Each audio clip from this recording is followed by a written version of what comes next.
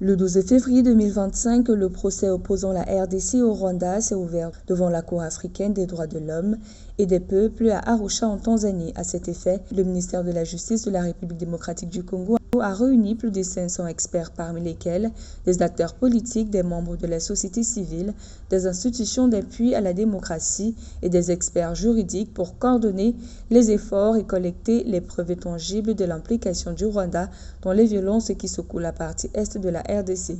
Selon des sources congolaises, le pays veut obtenir des sanctions contre le régime de Kigali à la suite des atrocités perpétrées par son armée sur le sol congolais, notamment dans la partie est du pays.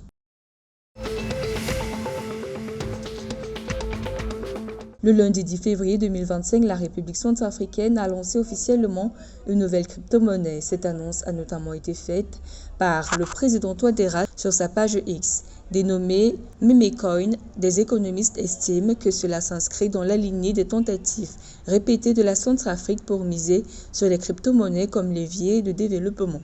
En 2022, le pays avait fait du Bitcoin une monnaie légale avant de lancer le Songo Coin, un projet de tokenisation des ressources naturelles du pays et des citoyennetés blockchain. Toutefois, l'initiative avait rapidement échoué, bloquée par la Banque des États de l'Afrique centrale et déclarée inconstitutionnelle par la Cour suprême centrafricaine. En vue de renforcer des partenariats internationaux sur les questions environnementales, le haut-commissaire du Royaume-Uni au Gabon, Simon Day, et le ministre de l'Environnement et du Climat, May Mouissi, se sont entretenus le 12 février 2025.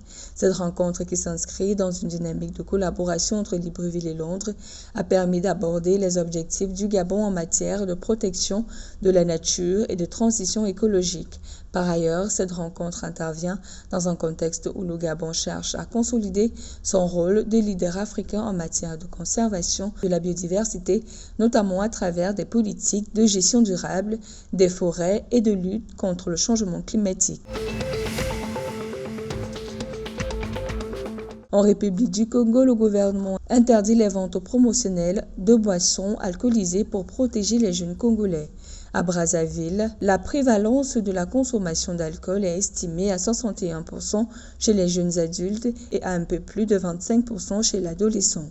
Selon les autorités congolaises, cette démarche vise à réduire le taux de consommation d'alcool chez les jeunes alors que la consommation d'alcool dans le pays prend des proportions inquiétantes.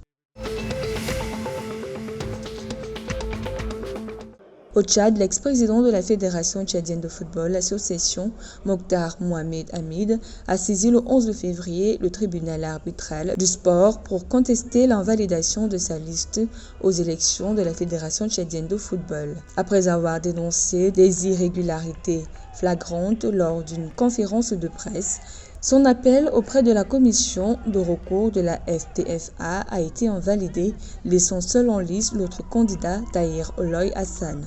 Pour rappel, le candidat du président Mokhtar avait notamment été invalidé en première instance par la commission d'éthique et des disciplines pour des problèmes de conformité et de nom sur les divers documents présentés par les membres de sa liste.